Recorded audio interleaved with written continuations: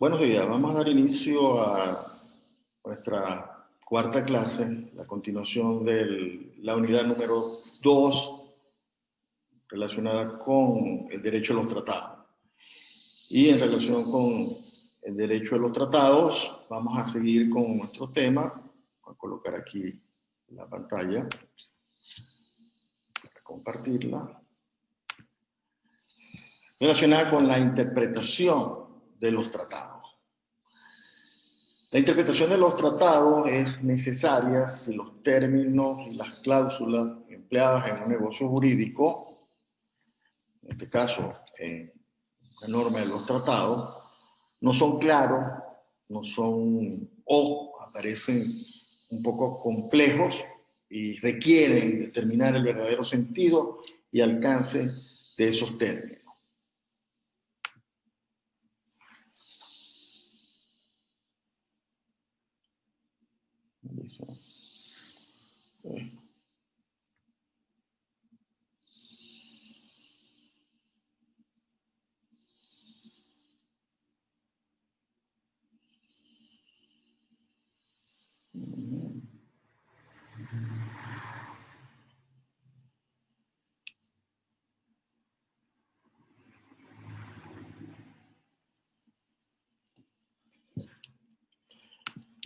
Esta interpretación usualmente se lleva a cabo por la doctrina científica y en la aplicación del derecho internacional por los tribunales internos o internacionales que han de aplicar las normas del tratado.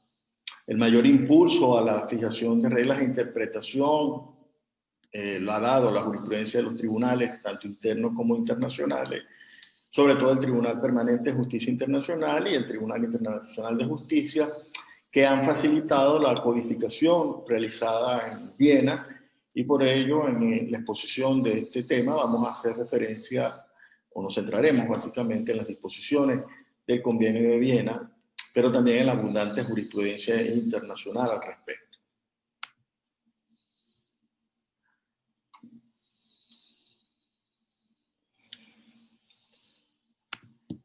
Hablemos primero de las clases de interpretación de los tratados.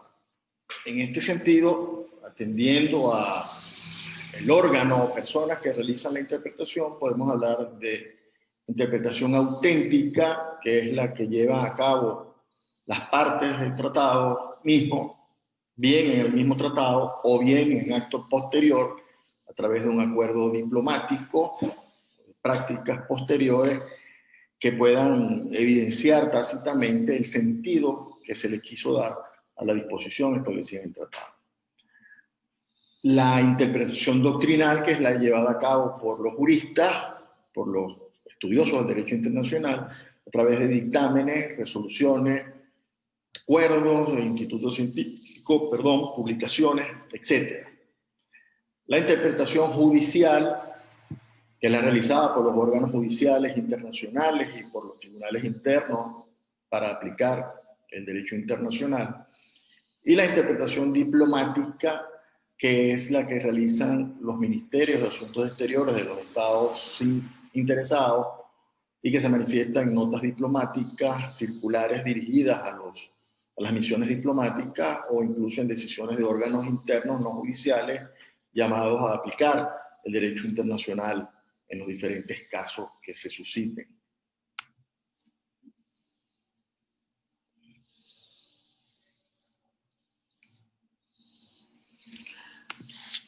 De acuerdo a la metodología usada, podemos hablar de interpretación literal o gramatical, si lo que se intenta es determinar el sentido haciendo un simple análisis de las palabras, del lenguaje utilizado. Interpretación teleológica, si se atiende a los fines perseguidos por las normas del tratado, se trata de desentrañar cuál era la finalidad perseguida por los signatarios del acuerdo. Interpretación histórica, que tiene en cuenta el momento histórico en que el tratado se celebró y el significado de los términos para el momento en que se celebró el tratado, tratando de actualizar ese sentido en función de las circunstancias del momento en que se está haciendo la interpretación. Y la interpretación sistemática, donde se toma en cuenta no solo la norma a interpretar, sino todas las demás, el contexto normativo, el contexto de disposiciones y de hechos analizados o que forman parte del contenido del tratado para tratar de obtener un sentido unívoco que se corresponda con el contexto general del contenido del tratado. Por los resultados, podemos hablar de una interpretación extensiva cuando la misma conduce a la ampliación de las obligaciones dimanantes del tratado y una interpretación restrictiva cuando las obligaciones dimanantes del tratado son lo menos onerosas posibles dentro de la letra de la cláusula interpretativa.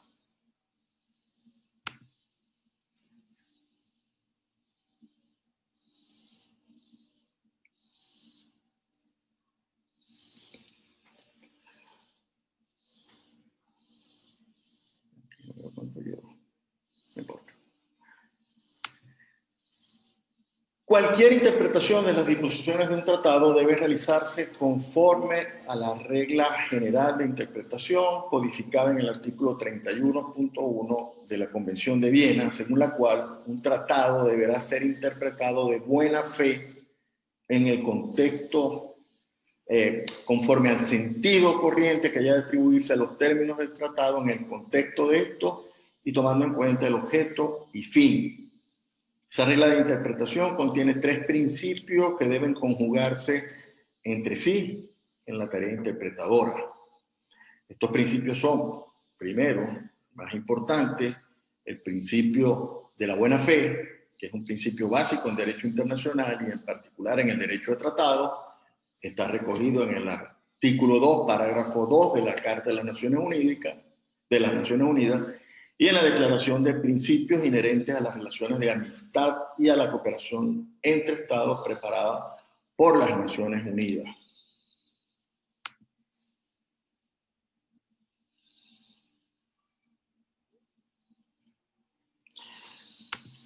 En segundo lugar, el principio de la primacía del texto. El texto constituye la expresión más acabada de la voluntad de las partes. Para averiguarlo se aplicará el sentido corriente que haya de atribuirse a los términos.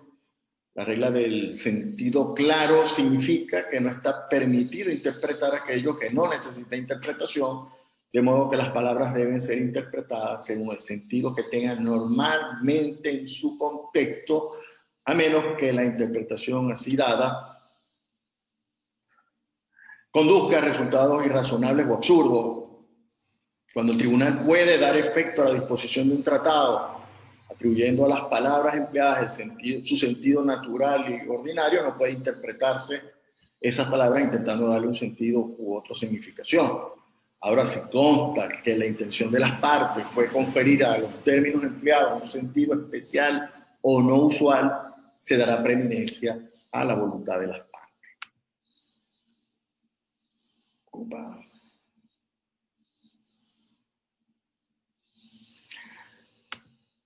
La determinación del sentido de los términos empleados debe realizarse tomando en cuenta no solo el texto escrito del tratado, sino su contexto.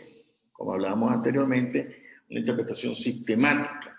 Dicho contexto para los efectos de la interpretación está formado por el texto del tratado en sentido estricto, integrado por 3 elementos que forman un todo a los efectos de la interpretación del tratado, que son el preámbulo, la parte dispositiva y sus anexos, y los acuerdos que se refieren al tratado y que hayan sido concertados entre todas las partes, y además todo instrumento formulado por una o más partes y aceptados por los demás como instrumento referente al tratado.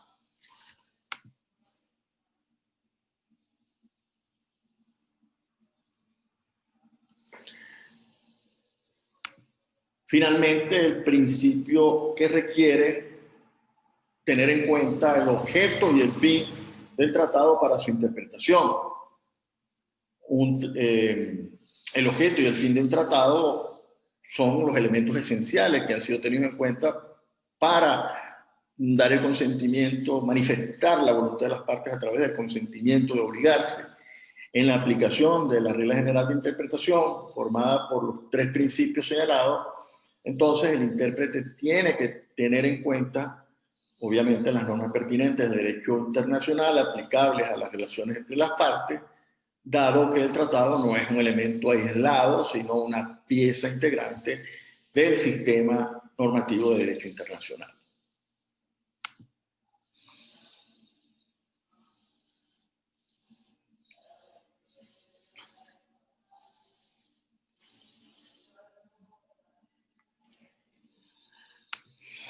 Pero, a pesar de que la interpretación debe basarse ante todo en el texto del tratado, puede ser necesario a título complementario acudir a medios de interpretación tales como los trabajos preparatorios y las circunstancias en las cuales el tratado ha sido construido. Esa es la finalidad establecida en el artículo 32 de la Convención de Viena, que cita los siguientes medios complementarios.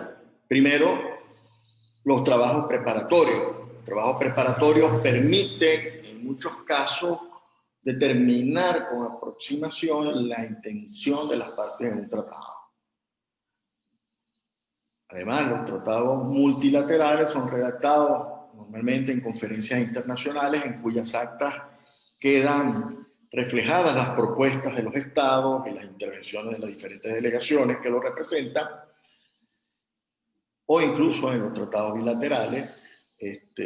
Normalmente hay intercambio de notas diplomáticas sobre los mismos en los tratados contratantes que permiten desentrañar en esos, en esas circunstancias, en esos estadios de preparación del tratado, más o menos acercarnos a cuál era la voluntad de las partes finalmente declarada en el texto del tratado.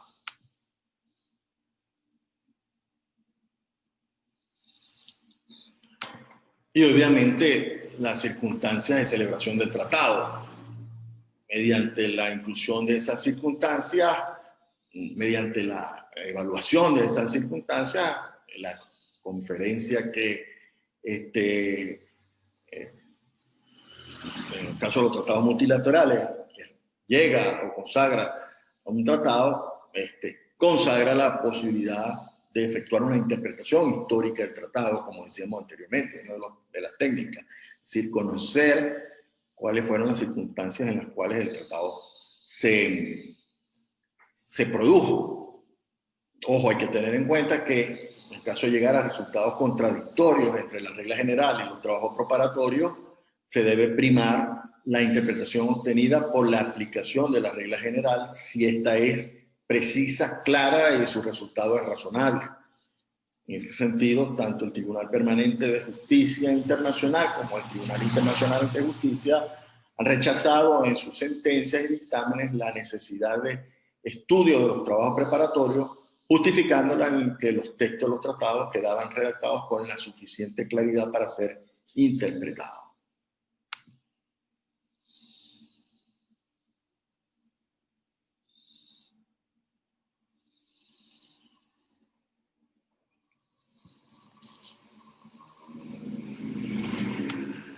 Después tenemos el problema que mencionábamos en la unidad 1, cuando hablábamos de las dificultades de las negociaciones interculturales, el problema de la interpretación de los tratados autenticados en varias lenguas, tratados sobre todo multilaterales.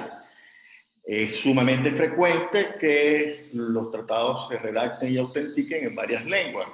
En ese caso, de acuerdo a la regla, al artículo 33.1 de la Convención de Viena, el texto hará igualmente fe en cada idioma en que ha sido redactado y debe presumirse que fue intención de las partes escoger términos sinónimos en cada una de las lenguas.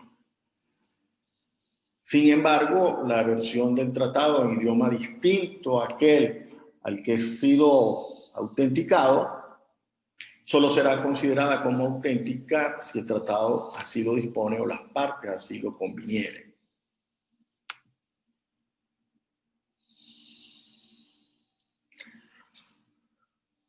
Otras reglas del artículo 33 de la Convención señalan, primero, la presunción de que los términos tienen igual sentido en todos los textos que hacen fe, los diferentes lenguas en que haya sido autenticado, y si existen diferencias habrá que recurrir en primer término a las normas del artículo 31 y 32 que citamos antes, y si estas no condujeren a un resultado satisfactorio, se adoptará el sentido que mejor concilie los textos habida cuenta del objeto y finalidad del tratado.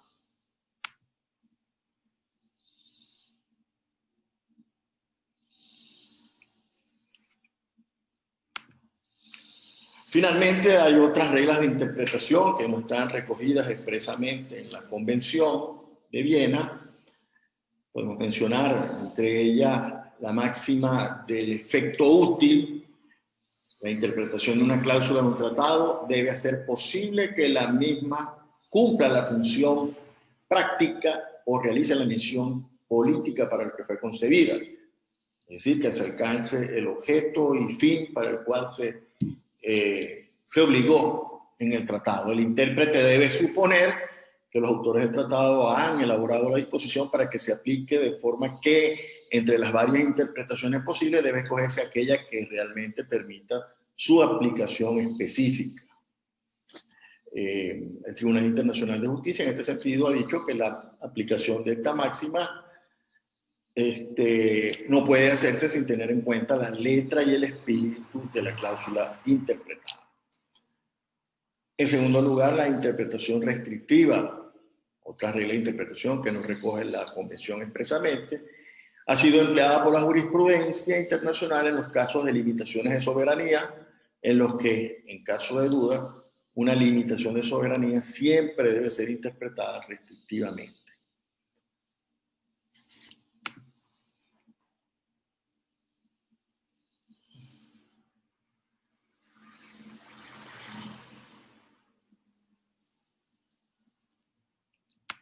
Y finalmente, la interpretación a la luz del sistema jurídico en vigor al momento de la interpretación, regla que hace referencia al momento histórico en que el intérprete debe situarse para hacer la interpretación.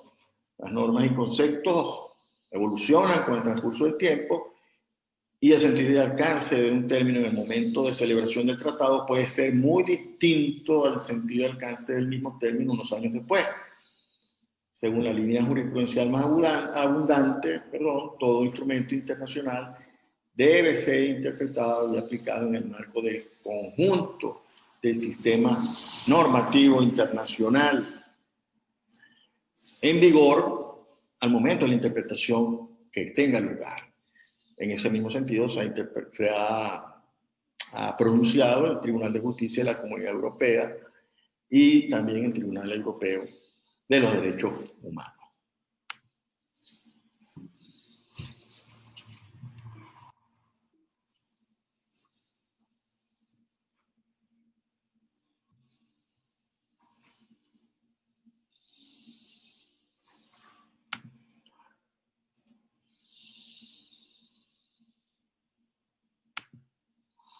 Ahora pasamos al punto de la enmienda y modificación de los tratados. La enmienda, modificación, suspensión, nulidad o terminación de un tratado es un problema de especial trascendencia en el derecho de los tratados y no es un problema de simple interpretación o aplicación. La enmienda y modificación afecta a la letra y al espíritu del tratado. La suspensión, nulidad, terminación afectan a la vida misma del tratado, entrañando respectivamente, en el caso de suspensión, una desvinculación temporal del país signatario de las obligaciones inherentes del tratado. Y en el caso de la nulidad o terminación, una desvinculación definitiva del tratado. Y precisamente la Convención de Viena reglamenta la cuestión relativa a la enmienda y modificación de los tratados, considerando la enmienda como un proceso de revisión abierto a todos los estados contratantes y la modificación como un proceso reservado solamente a un grupo de los estados contratantes.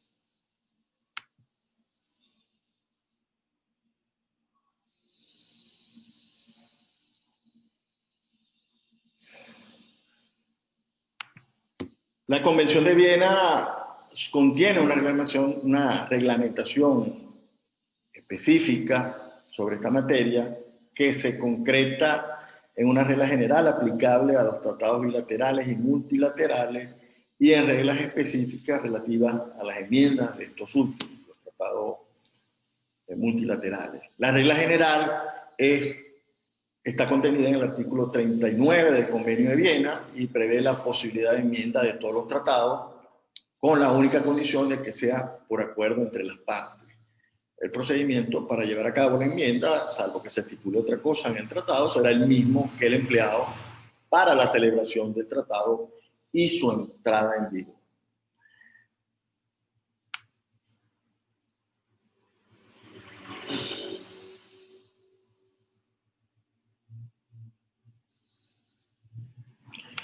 Y por otra parte tenemos unas reglas específicas. ¿Cuáles son las reglas específicas? Primero, la primera, atenerse a lo que disponga el tratado sujeto a la enmienda, a lo que establezca el tratado en relación a las posibilidades o no de ser modificado a través de enmienda. Dos, a falta de estipulación expresa, hay que notificar la propuesta de enmienda a todos los estados contratantes, quienes podrán participar o no en la decisión sobre las medidas que haya que adoptar con relación a la propuesta y en las negociaciones y celebración de esas modificaciones, de cualquier acuerdo de enmienda. Y tres, que todo estado está facultado para llegar a ser parte, todo estado que estuviera facultado para ser parte en el tratado original podrá hacerlo obviamente también del tratado enmendado.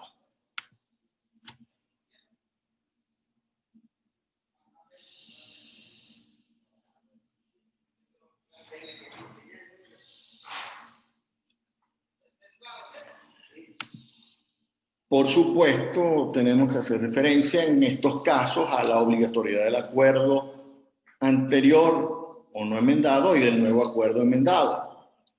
Así tenemos que aquellos estados que sean partes en el acuerdo no enmendado o principal y que no den su consentimiento en obligarse en el nuevo acuerdo seguirán rigiéndose en sus relaciones mutuas por el acuerdo primitivo, el acuerdo no enmendado. En segundo lugar, aquellos estados que sean partes en el acuerdo no enmendado o principal y que además den su consentimiento para obligarse por un nuevo acuerdo, se regirán en sus relaciones mutuas por el acuerdo en su forma enmendada y en sus relaciones con los que no hayan dado el consentimiento por el acuerdo, de acuerdo a la forma original del acuerdo. Y aquellos estados que lleguen a ser partes en el acuerdo después de la entrada en vigor de la enmienda, obviamente se regirán por el acuerdo en su forma enmendada, salvo en sus relaciones con los estados que no hubieran aceptado la enmienda, con los que se regirán, con los cuales aplicarán el acuerdo original.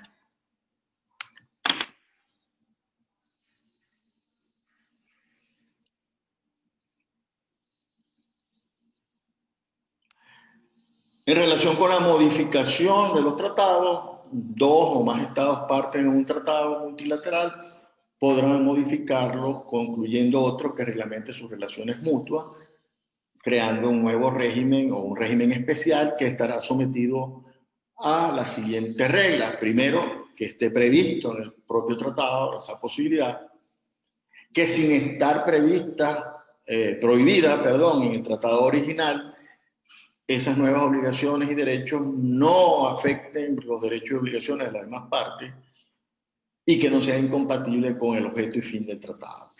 Y tercero, que las partes interesadas notifiquen a las otras partes del tratado la intención de celebrar ese acuerdo y modificación del tratado que dispongan.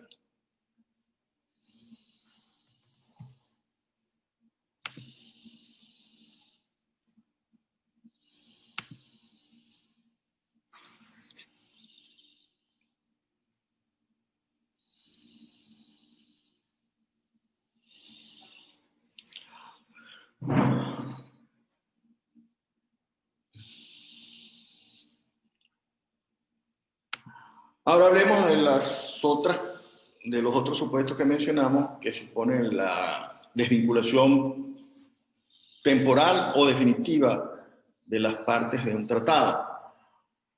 nulidad, suspensión o terminación del tratado. En primer lugar, en relación a las cuestiones que son comunes a todos los supuestos, podemos afirmar que cuando se dan los supuestos de nulidad, suspensión o terminación del tratado, las obligaciones dimanantes de él han entrado en crisis. Y en esos casos, el tratado se resiente, las relaciones entre las partes quedan de cierta manera afectadas. Es una situación de tal gravedad que hizo que la Convención, cuando se codificó en Viena el derecho de los tratados, se pusieran muchas trabas para disminuir en la medida de lo posible los efectos que estas situaciones de nulidad, anulabilidad, suspensión o terminación pudieran producir. Y estas limitaciones están contenidas en los artículos 42 al 45 del Convenio de Viena.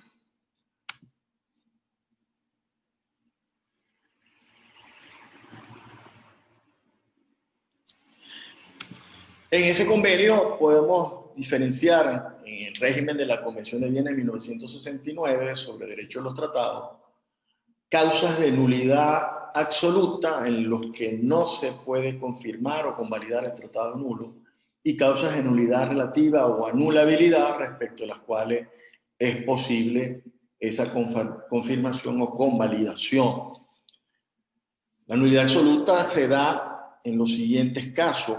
Uno, cuando el consentimiento en obligarse ha sido conseguido por coacción, previsto en el artículo 51 del Convenio de Viena, la coacción como un elemento que altera,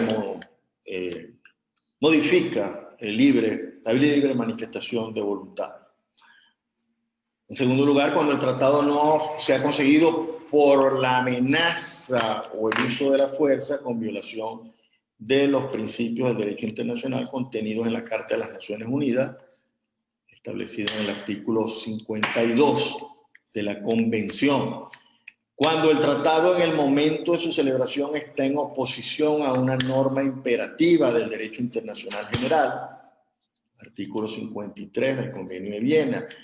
En ese mismo artículo, en su segundo párrafo, se define qué es una norma obligatoria o jus cogens. Dice, para los efectos de la presente convención, una norma imperativa de derecho internacional general es una norma aceptada y reconocida por la comunidad internacional de Estados en su conjunto como norma que no admite acuerdo en contrario y que solo puede ser modificada por una norma ulterior de derecho internacional general que tenga el mismo carácter.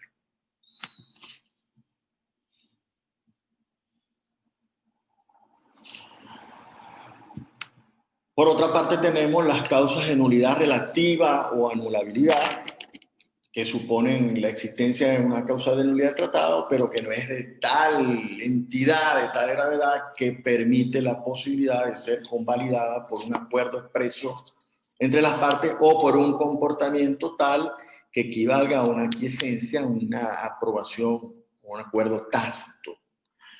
Esas causas de nulidad relativa son, primero, la manifestación del consentimiento en violación manifiesta de una norma de importancia fundamental de derecho interno relativa a la competencia para celebrar los tratados.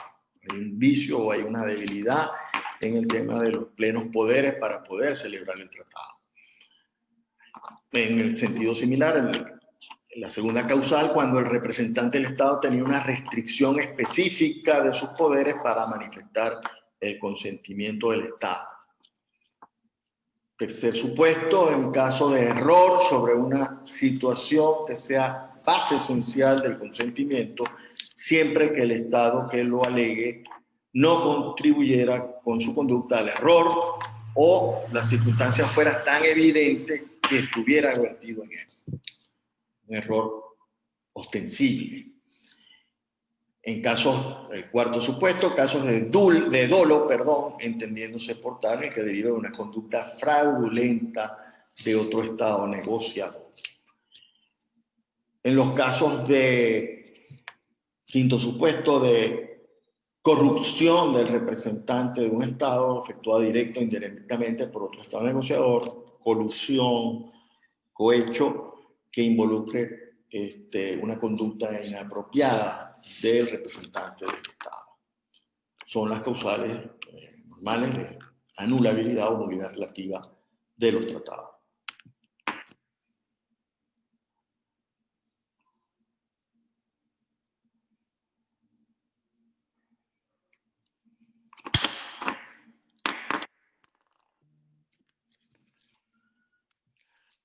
Por su naturaleza, la suspensión de los efectos de un tratado, normalmente propio de la suspensión, es de orden temporal. El tratado durante un tiempo deja de producir efectos, pero permanece en vigor.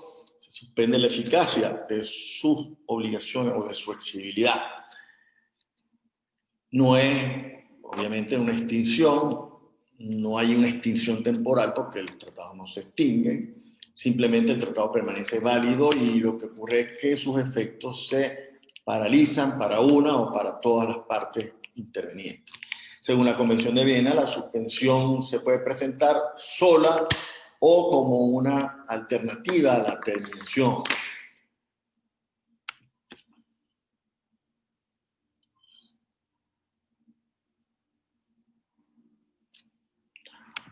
Así hablamos de casos de suspensión simple, cuando el tratado específicamente lo prevé, cuando todas las partes consientan previa consulta con los demás estados signatarios, o cuando por medio de un acuerdo entre dos o más partes, siempre que esté previsto en el tratado o no prohibido en él, se acuerde también la suspensión de su efecto.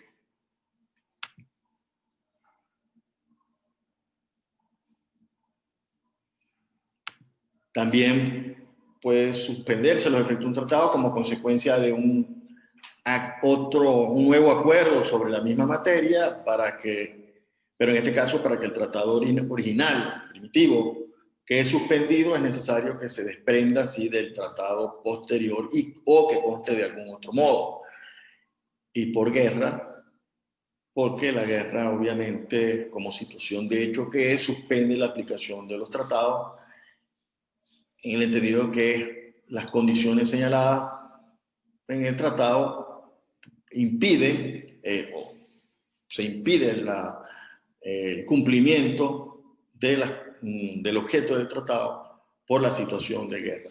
Y finalmente por estado de necesidad, en estados donde las condiciones específicas determinan la imposibilidad temporal del cumplimiento de las obligaciones del tratado.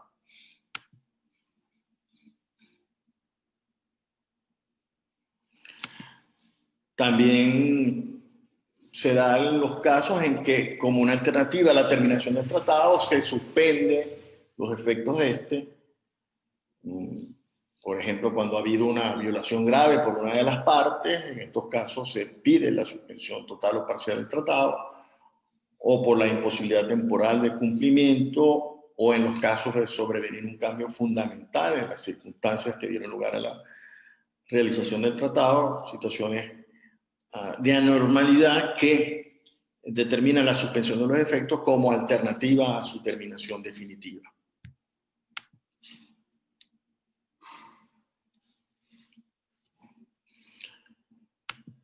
Y finalmente tenemos la terminación del tratado, que supone la extinción de los efectos de esto, bien, y a diferencia de los casos de nulidad, el origen de la extinción de los tratados no es un vicio del consentimiento o no es su incompatibilidad con normas esenciales de derecho internacional, sino generalmente situaciones sobrevenidas cuando el tratado conserva su validez o por decisión de las partes posteriores a la entrada en vigor del tratado. Puede ser por causas muy variadas. Vamos a hablar de las circunstancias contempladas en la Convención de Viena como causas de terminación. Primero, obviamente, conforme a las disposiciones del propio tratado, según el artículo 54.a del Convenio de Viena, puede ser por consentimiento de todas las partes, después de consultar a los demás estados contratantes.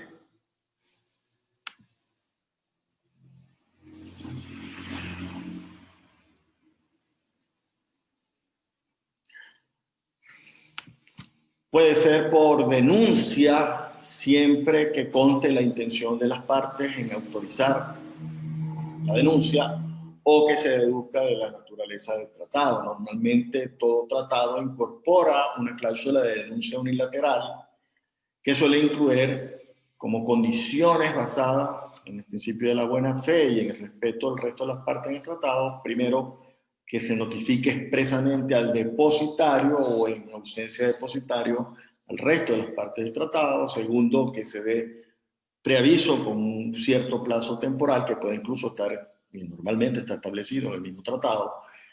Y tercero, una explicación de los motivos de la denuncia. Tiene que ser una denuncia motivada. El tercer supuesto, por abrogación tácita, cuando todas las partes celebran posteriormente un nuevo tratado sobre la misma materia y conste o se deduzca la intención de las partes contratantes de regirse por el nuevo tratado, obviamente queda automáticamente abrogado el tratado anterior.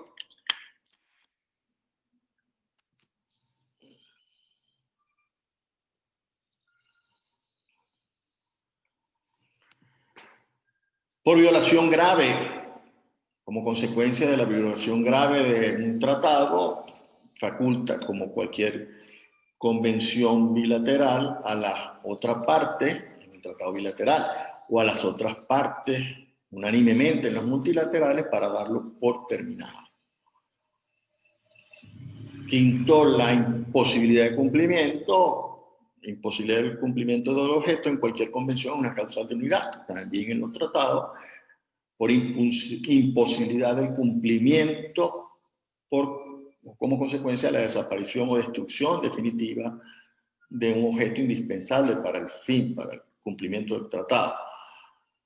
Cambio fundamental de las circunstancias, en la modificación de las circunstancias existentes para el momento de celebración del tratado que no fue prevista por las partes.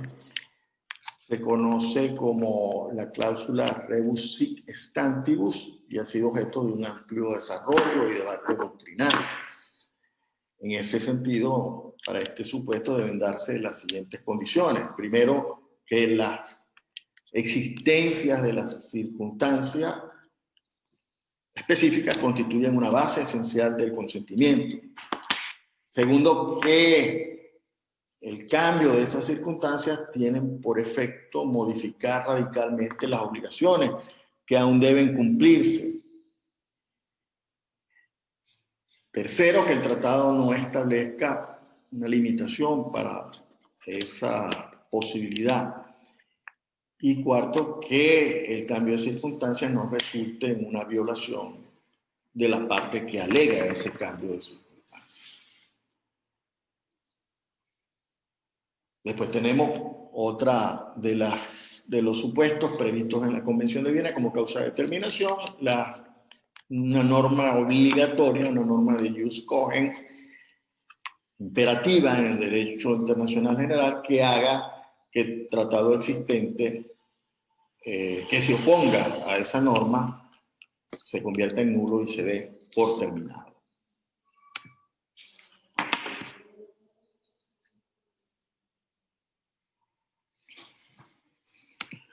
Conforme a la Convención de Viena, no son causas de terminación de un tratado la reducción del número de partes hasta un número inferior al necesario para su entrada en vigor. Esto está estipulado en el artículo 56 de la Convención. O la ruptura de relaciones diplomáticas o consulares, previstas también en el artículo 63 de la Convención.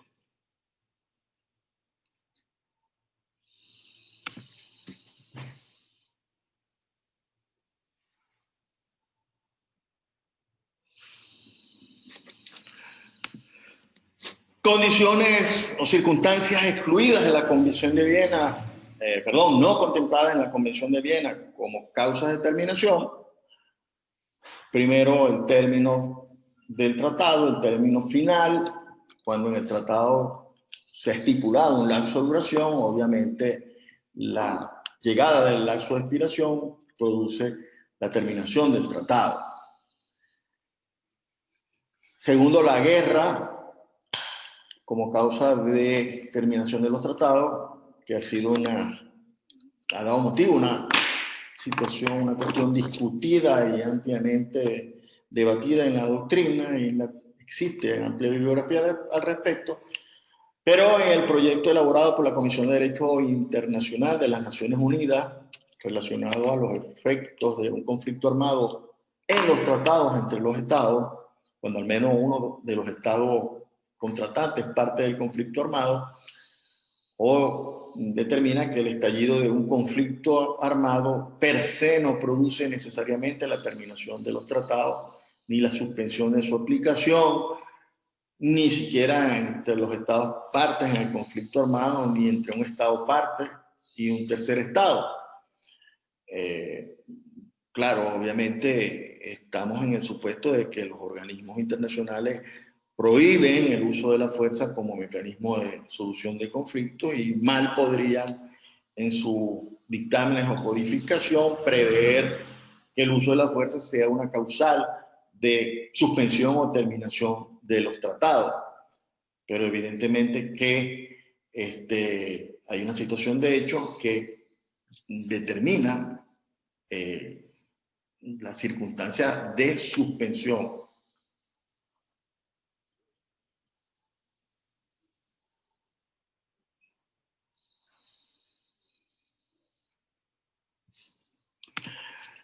La circunstancia de suspensión, decíamos, o determinación. Entonces, en todo caso, da de acudirse por vía de interpretación a los artículos 31 y 32 de la Convención de Viena, y establecer el alcance, naturaleza del conflicto armado y sus efectos sobre la materia objeto del tratado como circunstancia de hecho susceptible de justificar su suspensión o incluso su extinción.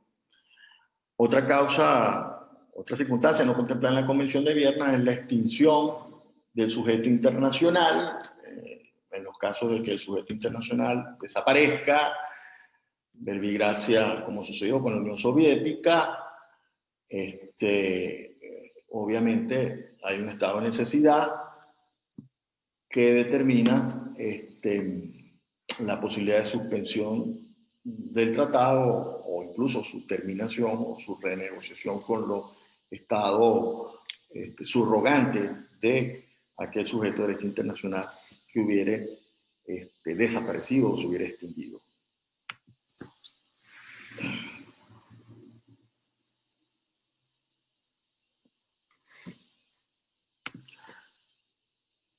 Hablamos finalmente de la retirada de las partes en los tratados, que supone la extinción, obviamente, naturalmente, de las obligaciones dimanantes del tratado para la parte que se retira. La Convención de Viena reglamenta esta figura jurídica junto con la terminación y dice que la retirada del tratado puede darse en las siguientes circunstancias. Primero, cuando lo prevea el tratado, el propio tratado prevé el mecanismo de retiro mediante denuncia, por ejemplo. Segundo, cuando hay consentimiento de todas las partes de retirarse del tratado. Tercero, cuando conste que las partes admitieron la posibilidad de retiro del mismo. Cuarto, cuando el derecho a retirarse se pueda deducir de la naturaleza del tratado. Quinto, por imposibilidad de cumplimiento del tratado, bajo las condiciones establecidas en el artículo 61 de la Convención de Viena. Y sexto, por un cambio fundamental de las condiciones previstas en el tratado y dispuestas según el artículo 62 de la Convención de Viena.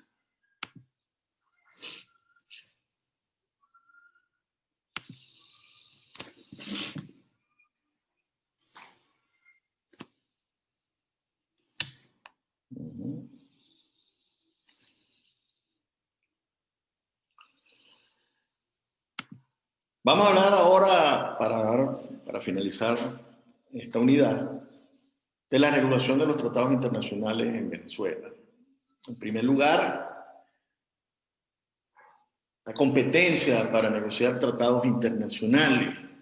La Constitución Nacional vigente de 1999 atribuye al presidente de la República la competencia para celebrar y ratificar los tratados internacionales, así está dispuesto en el artículo 136 de la Constitución.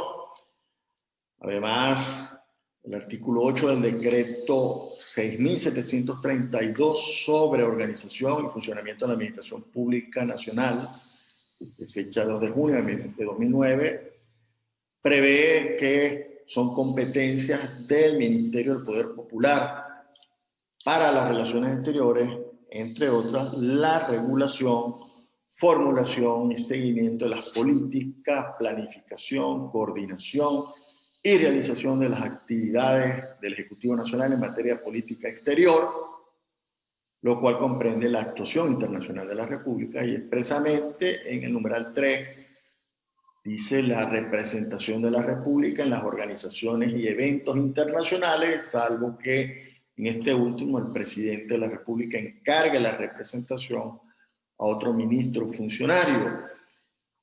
Y el numeral 5 de ese mismo artículo 8 habla también de la competencia para la participación en las negociaciones comerciales, económicas, técnicas, culturales, educativas y sociales con otros países y entidades extranjeras.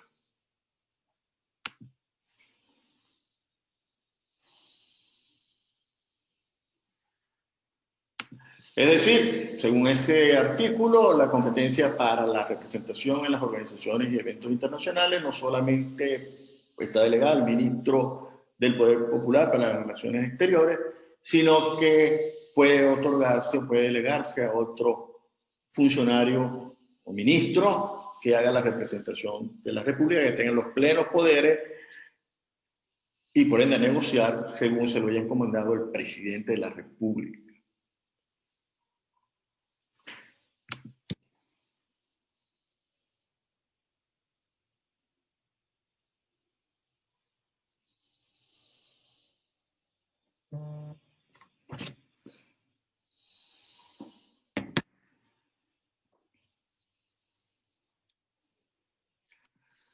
Los órganos estatales descentralizados de las relaciones exteriores también pueden llevar a cabo función de negociar tratados internacionales. Estos órganos son los agentes diplomáticos y consulares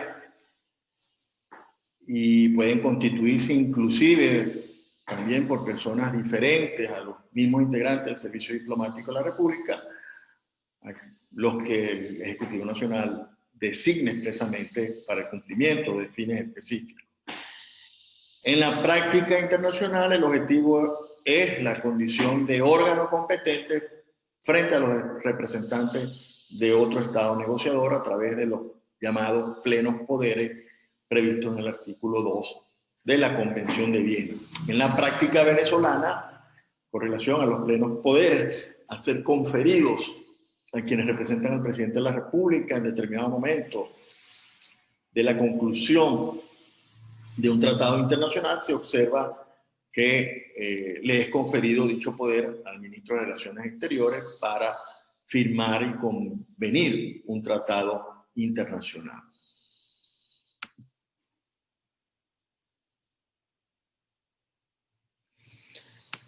La siguiente fase es la autenticación del texto, que es el medio para establecer el vínculo jurídico internacional que garantiza la validez normativa del tratado.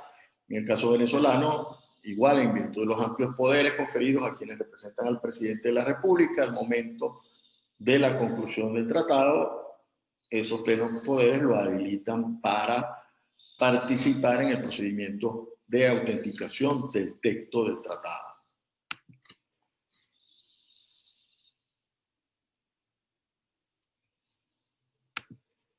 Finalmente, el momento de consentimiento del tratado, nuestra Constitución, en el artículo 187, numeral 18, establece que los tratados celebrados por la República deben ser aprobados por la Asamblea Nacional antes de su ratificación por el presidente de la República, según también establece el artículo 154 de la Constitución de la República Bolivariana de Venezuela.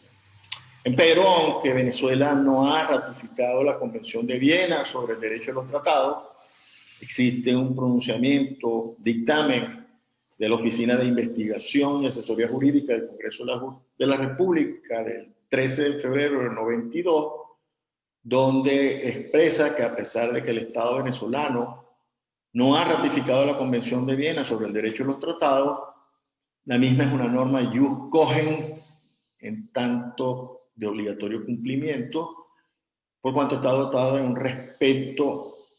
respaldo jurídico de derecho internacional que la incorpora al ordenamiento jurídico de los estados y organizaciones internacionales a nivel mundial en pro de la paz social para la humanidad y las relaciones jurídicas de los estados. Ese pronunciamiento ha venido siendo recogido o seguido por la práctica diplomática y por la práctica de nuestras relaciones exteriores usualmente.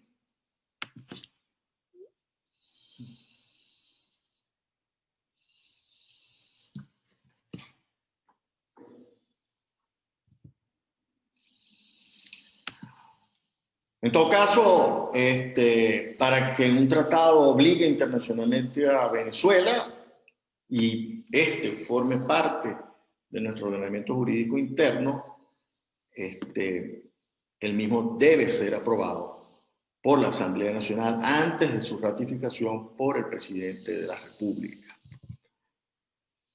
De manera que esta norma de nuestra Constitución de 1999 no simplemente determina que corresponde al Poder Legislativo aprobar el tratado y no sin hacer mención a una ley especial aprobatoria, como si lo hacía la Constitución derogada de 1961. Bastaría entonces que para su perfeccionamiento del tratado, para que forme parte integral del derecho interno de Venezuela y obligue a nuestro ordenamiento jurídico, simplemente la aprobación legislativa y la ratificación por el presidente de la República.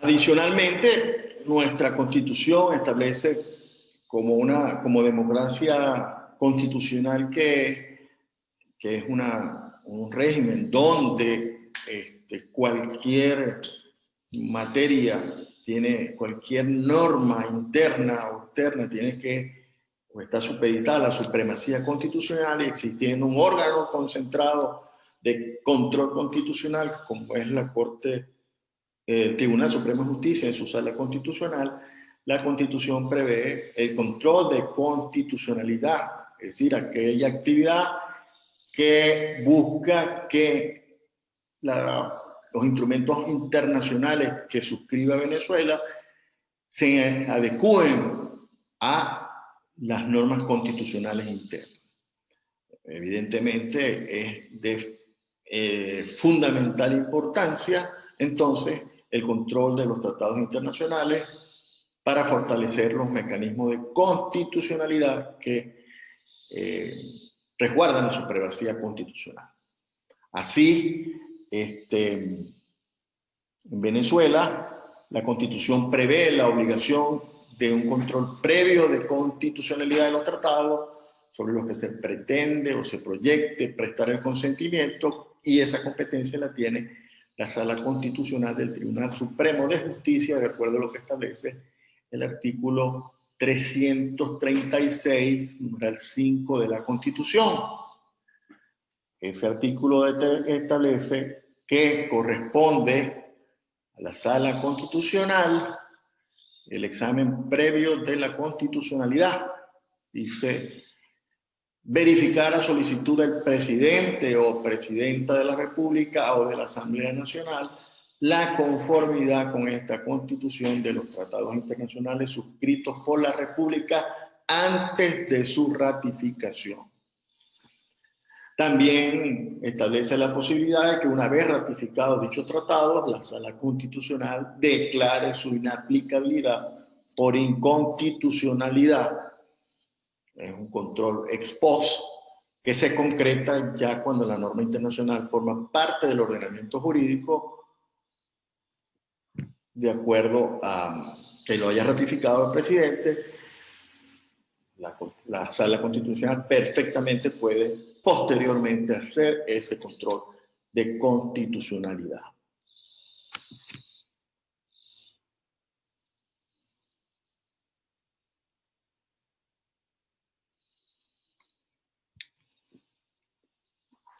Ojo, tomemos en cuenta que esta declaración de constitucionalidad o no es al fuero interno del Estado, es una decisión que no es de ejecución directa porque es una decisión mero declarativa para quien le ha solicitado el control, sea el Poder Ejecutivo o sea la Asamblea Nacional, y queda a discreción del Poder Ejecutivo o de la Asamblea Nacional, es decir, es potestativo de cualquiera de ambos poderes públicos, ejecutar o no la decisión que dicte la Sala Constitucional en esta fase de control previo.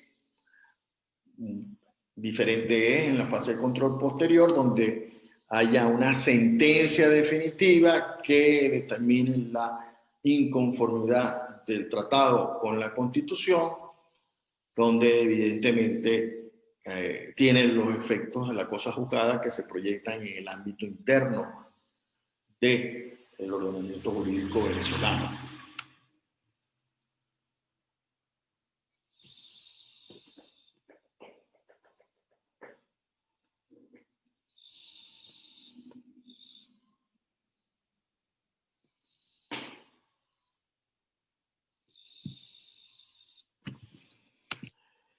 Aquí, obviamente, volvemos a lo mismo. Si la Sala Constitucional, en el procedimiento previo de control, declara la no conformidad del tratado con la Constitución, queda todavía competencia potestativa del presidente de la República o de la Asamblea Nacional, según sea el caso, aprobar y ratificar el tratado. Lo que sí no puede es el presidente de la República desconocer la falta de aprobación o no de la Asamblea Nacional, porque esta sí es vinculante. Si la Asamblea Nacional no aprueba la celebración, la ratificación del tratado, el presidente de la República no puede ratificar el mismo.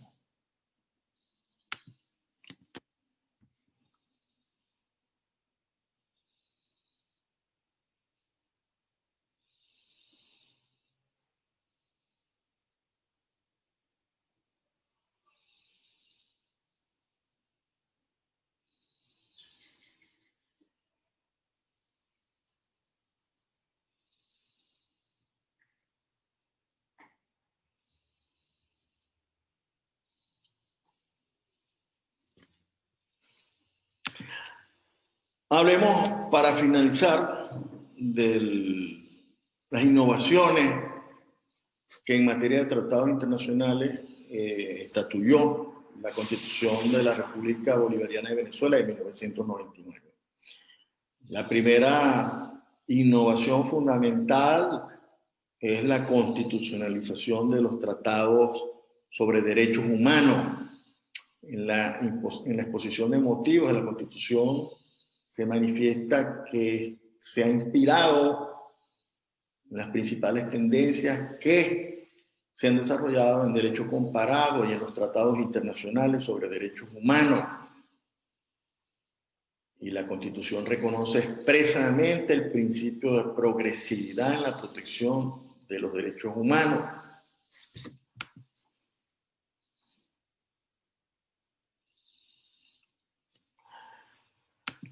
Por eso, en el artículo 23 de la Constitución se establece que los tratados, pactos y convenciones relativos a los derechos humanos suscritos y ratificados por Venezuela tienen jerarquía constitucional y prevalecen en el orden interno en la medida en que contengan normas sobre su goce y ejercicio más favorables a las establecidas por la Constitución y las leyes de la República.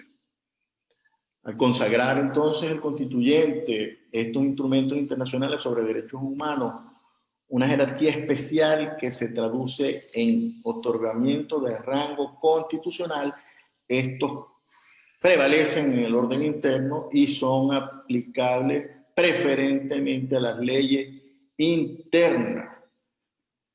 El tratado internacional forma parte integrante de lo que se denomina el bloque de constitucionalidad y se garantiza su aplicación preferente en la medida que consagre, repito, disposiciones con mayores garantías en cuanto al goce y ejercicio de los derechos humanos que las que consagran el propio texto constitucional o las leyes internas.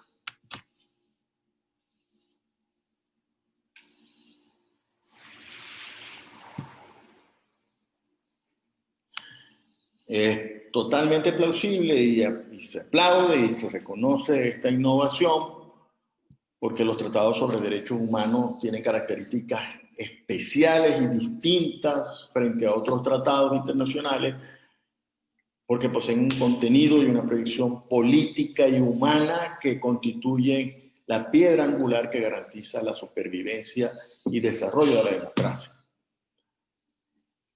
No obstante, tenemos que acotar que en Venezuela el rango de los tratados sobre derechos humanos ha resultado un asunto polémico desde el punto de vista jurídico por decisiones que ha tomado la Sala Constitucional y que pues, ponen en entredicho la prevalencia y la naturaleza de normas del bloque constitucional venezolana de esos tratados sobre derechos humanos.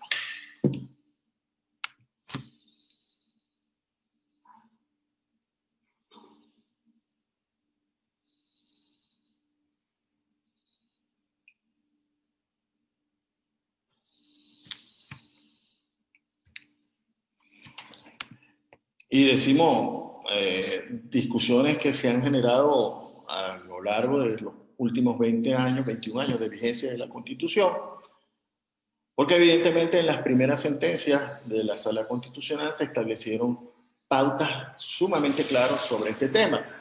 Así tenemos la sentencia de la Sala Constitucional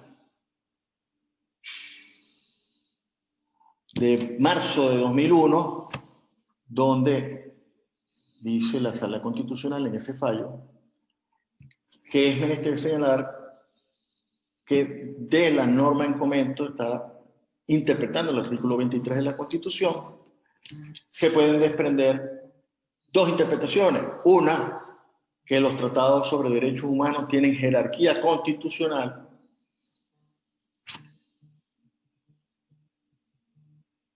porque el texto de la norma analizada expresamente lo manifiesta, de manera que las normas del Tratado Internacional estarían en plano de igualdad con respecto a la Constitución Nacional.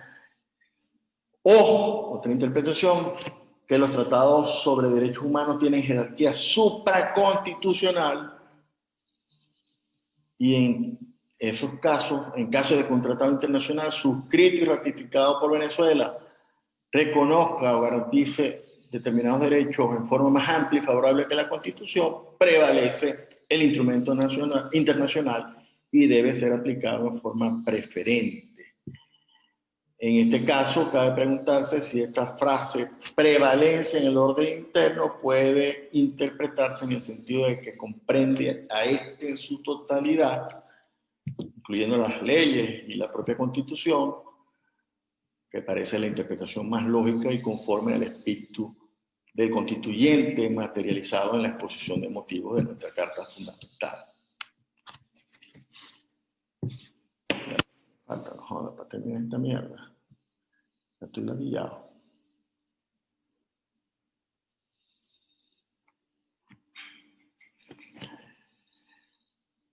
El segundo punto de innovación es la autoejecutividad de los tratados sobre derechos humanos, porque como consecuencia de la constitucionalización de los tratados sobre derechos humanos, al que hace referencia el antes señalado artículo 23, no hace falta ninguna norma en el derecho interno que regule o materialice o determine la aplicación de esas normas internacionales sobre derechos humanos. Simplemente los estados, Venezuela como estado parte, por ejemplo, de la Convención Iberoamericana, la Convención Americana sobre Derechos Humanos, tiene la obligación de garantizar la efectividad de tales derechos y garantías en jurisdicción del territorio nacional. Entonces,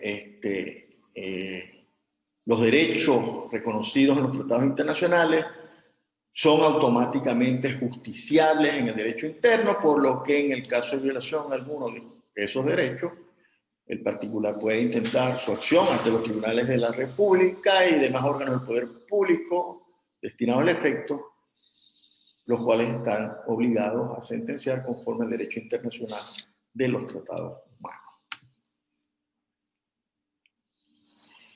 Y finalmente, la última innovación en la Constitución del 99, y que tiene mucho que ver con la proclamación de la democracia participativa, es la que establece el artículo 73 de la Constitución, que dice expresamente que los tratados, convenios o acuerdos internacionales que pudieran comprometer la soberanía o transferir competencias a órganos supranacionales podrán ser sometidas a referéndum por iniciativa del presidente de la República en Consejo de Ministros, por el voto de las 2/3 partes de los miembros de la Asamblea Nacional o por el 15% de los electores inscritos en el registro electoral.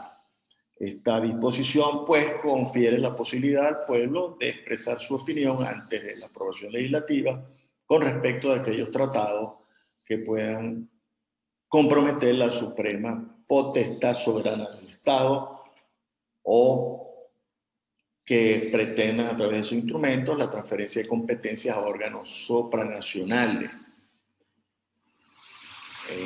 En el ejercicio, repetimos, de estos mecanismos de participación política que establece la Constitución de 1999. Con esta damos por terminado esta segunda unidad de nuestro curso, relacionada con el derecho de los tratados.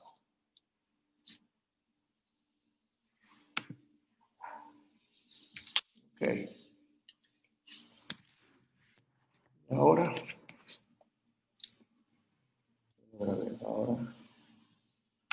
¿qué lo hago?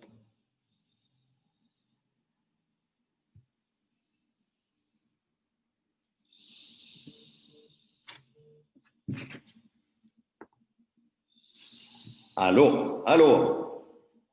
¿Qué? Vivo.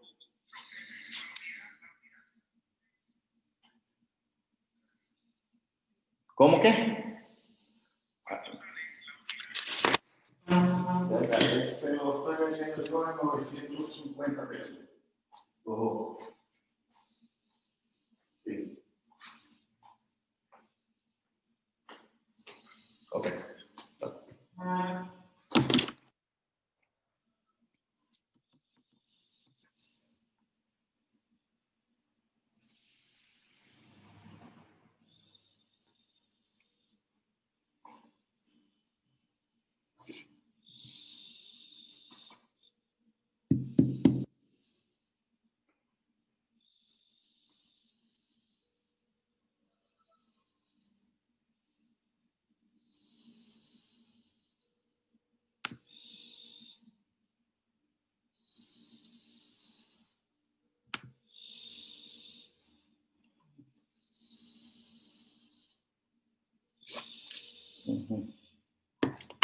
Ahora, ¿cómo guardo el video?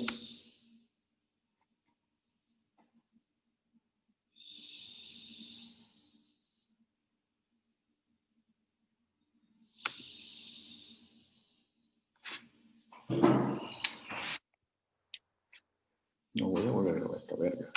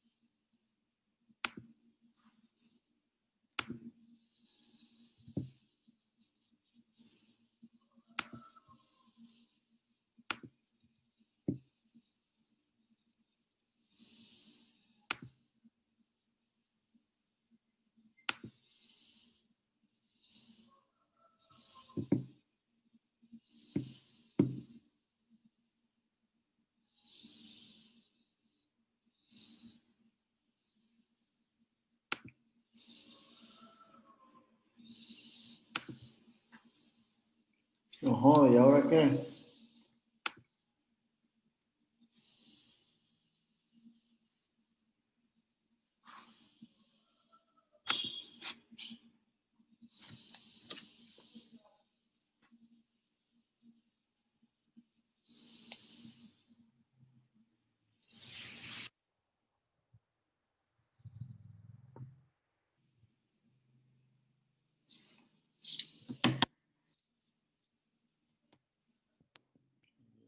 Coño.